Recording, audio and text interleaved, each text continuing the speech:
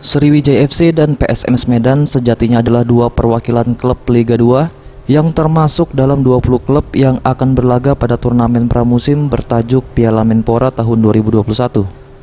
Namun setelah pertemuan antara PSSI dan PT LIB, diputuskan Piala Menpora hanya diikuti klub peserta Liga 1. Dengan adanya keputusan ini, manajemen Sriwijaya FC merasa kecewa dengan keputusan yang diambil PSSI dan PT LIB selaku operator pelaksana Piala Menpora 2021. Wakil Direktur Utama PT Sriwijaya Optimis Mandiri atau PT SOM, Henry Zainuddin, bahkan mengatakan PSSI selaku induk sepak bola tertinggi tanah air ini tidak konsisten dalam mengambil keputusan.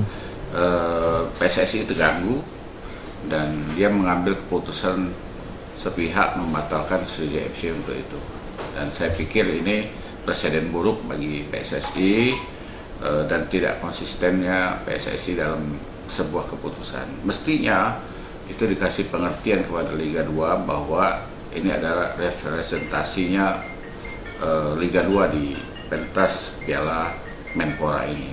Jadi kita sangat kecewa dengan PSSI membatalkan karena kita sudah siap-siap, pemain 18 kita sudah mulai mau latihan dan yang lain-lain.